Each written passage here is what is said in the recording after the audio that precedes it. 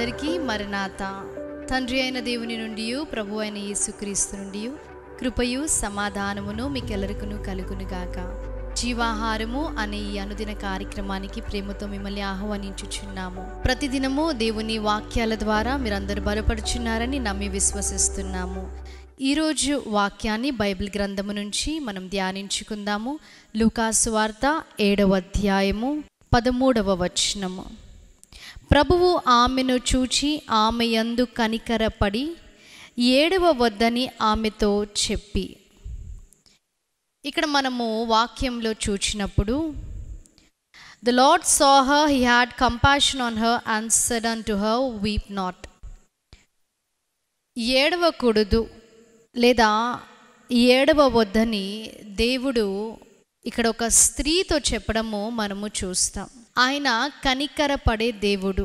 కీర్తన గ్రంథము 145వ అధ్యాయము 8-9 వచనాలు చూచినప్పుడు, దయా దాక్షిణ్యములు గలవాడు, దీర్ఘశాంతుడు, కృపాతిశయము గలవాడు, ఆయన అందరికీ ఉపకారి, ఆయన కనికరములు ఆయన సమస్త కార్యముల మీద నున్నవి.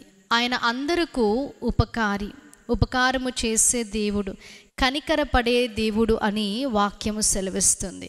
7వ అధ్యాయము లూకాసు వార్త 11వ వచనం నుంచి మనం చూచినప్పుడు ఇక్కడ ఒక విధవరాలు మనకి కనబడుతుంది. ఈ విధవరాలికి ఒక్కగానొక కుమారుడు ఉన్నాడు. ఈ కుమారుడు మరణించి ఉన్నాడు.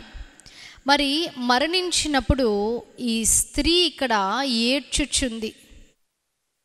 అదే సమయంలో దేవాతి దేవుడు ఇక్కడికి రావడము మనము చూస్తాం. ఆ స్త్రీ ఏడుస్తున్నప్పుడు ఆమెను చూచి ఆయన కనికరపడ్డాడు. ఏడవవద్దని చెప్పడం మనము చూస్తాం. మన దేవుడు అందరినీ ఆదరించే దేవుడిగా ఉన్నాడు. అపోస్తులుడైన పౌలు కొరింథీ సంఘమునకు రాయుచున్నాడు. 2వ కొరింథీ 1వ అధ్యాయంలో ఆయన కనికరము చూపు తండ్రి.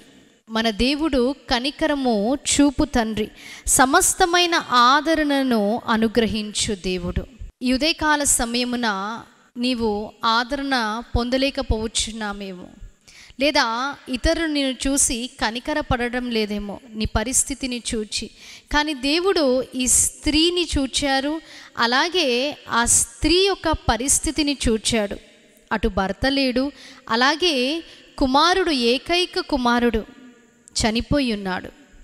కాబట్టి దేవుడు ఏడ్చుచున్న సమయంలో ఆయన చూచుచున్న దేవుడు కాబట్టి ఆయన కనికరపడ్డాడు అని వాక్యంలో మనము చూస్తాము. కొన్ని మాటలు అపోస్తలుడైన పౌలు కొరింథీయులకు రాసిన 2వ పత్రిక 1వ అధ్యాయం నుంచి మనము ధ్యానించుకుందాం.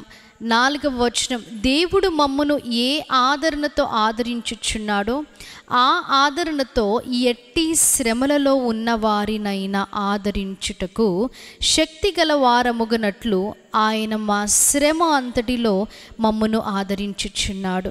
దేవుడు వాక్యం ద్వారా తెలియచేస్తున్నాడు, ఎట్టి శ్రమలో, అది ఏ శ్రమ అయినా కావచ్చు, దేవాతి దేవుడు ఆదరించే దేవుడిగా ఉన్నాడు. అది ఏ భయమైనా కావచ్చు, ఆ భయము నుంచి విడిపించే దేవుడు.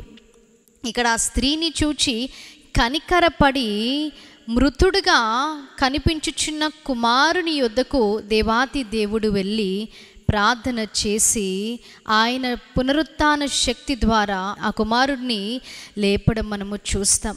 ఆయనని సజీవునిగా అక్కడ ఉన్న ఆ తల్లికి, విధవరాలైన తల్లికి ఆయనను అప్పగించడం మనము చూస్తాం. మనల్ని చూచి, మన పరిస్థితిని చూచి, మన స్థితిగతులను చూచి ఆయన కనికరపడే దేవుడు. ఆ విధవరాలు అనుకుందేమో, ఇంకా నేను సమస్తాన్ని కోల్పోయినాను, నాకున్న ఒకగానొక కుమారుడిని కూడా నేను కోల్పోయానని తను అనుకుందేమో. దేవాతి దేవుడు హి రెస్టోర్డ్ హర్ బ్యాక్ ఎవ్రీథింగ్. మరలా ఆయన ప్రార్థన చేసి ఆ కుమారుడిని సజీవునిగా, ఆయన సజీవుడు కాబట్టి, నిన్న నేడు నిరంతరం ఏకరీతిగా ఉన్న దేవుడు కాబట్టి ఆ కుమారుడిని సజీవునిగా ఆ తల్లి చేతికి అప్పగించడం మనము చూస్తాం. మన పరిస్థితి ఈరోజు ఎలా ఉన్నా సరే, అన్నీ మేము కోల్పోయాము, లేదా భవిష్యత్తు ఎలాగుంటుందో అని నువ్వు ఈరోజు బాధపడుచున్నావేమో, దుఃఖించుచున్నావేమో.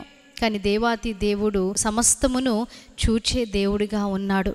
సమస్తము అన్ని శ్రమలో కూడా నేను మిమ్మల్ని ఆదరిస్తాను, అది ఎట్టి శ్రమ అయినా సరే నేను మిమ్మల్ని ఆదరించే దేవుడని దేవుడు మరోసారి ఈ ఉదయకాల సమయమున వాక్యము ద్వారా మనతో మాట్లాడుచున్నారు. ఆ విధవరాల పట్ల ఎలాగైతే కనికరము చూపించి ఏడవవద్దు అని అన్నారో, దేవాతి దేవుడు ఈరోజు ఈ ఉదయకాల సమయమున నీవు దేని విషయంలో అయినా ఏడుస్తూ ఉండవచ్చు. దేవుడు వాక్యము ద్వారా తెలియచేయుచున్నాడు, నీవు ఏడవవద్దు, నేను కనికరపడే దేవుడను, నేను నీకు ఉన్నాను, నీవు భయపడకు, నేను చూచువాడును, నీ కన్నీరు చూచువాడును నేనే అని దేవుడు సెలవిస్తున్నాడు. కాబట్టి ఆయన మనను చూచే దేవుడుగా ఉన్నాడు. మనం ఏది కోల్పోయినప్పటికీ మరలా సమస్తమును మనకు దయచేసే దేవుడిగా ఉన్నాడు. ఆయన మనను ఆదరించే దేవుడిగా ఉన్నాడు. కాబట్టి అట్టి ఆదరణకర్త అయిన దేవుడు మనందరికీ తోడై ఉండులాగున ఈ ఉదయకాల సమయమున మనము ప్రార్థన చేద్దాము. మహాగణుడా, మహోన్నతుడా, పరిశుద్ధుడా, నమ్మదగిన మా గొప్ప దేవ, మీకు స్తుతులు, స్తోత్రాలు, వందనాలు. అవును తండ్రి, మమ్మల్ని ఎన్నడూ కూడా విడువని మా గొప్ప దేవ, మీకు స్తుతులు. మమ్మల్ని అనాథులుగా విడువనని వాగ్దానము చేసిన మా దేవ, మీకు స్తుతులు. దేవా, మా స్థితి యందు, మా పరిస్థితి యందు కనికరము చూపి దేవా మమ్మల్ని ఆశీర్వదించే గొప్ప దేవా, మీకు స్తుతులు, స్తోత్రాలు తండ్రి. దేవా, అలనాడు తండ్రి ఆ విధవరాలు కుమారుడు తండ్రి మరణించినప్పుడు దేవా తిరిగి ఎలాగా మరి అతన్ని మరణము నుంచి దేవా మరి పునరుత్థాన శక్తిని ఎలాగైతే మీరు దయచేసి ఉన్నారు, అట్టి శక్తిని ప్రతి ఒక్కరికి మీరు దయచేయండి. నిన్న నేడు నిరంతరం ఏకరీతిగా సజీవుడిగా ఉన్న మా గొప్ప దేవా, మీకు స్తుతులు, స్తోత్రాలు, వందనాలు, నమస్కారాలు చెల్లిస్తూ అతి త్వరగా మేఘారుడై వచ్చుచున్న క్రీస్తు యేసు నామములో అడిగి వేడుకుంటున్నాం ప్రియ పరలోకపు తండ్రి, ఆమేన్. అందరికీ మరణాత. దేవుడు మిమ్మల్ని అందరినీ దీవించి ఆశీర్వదించునుగాక. ఆమేన్.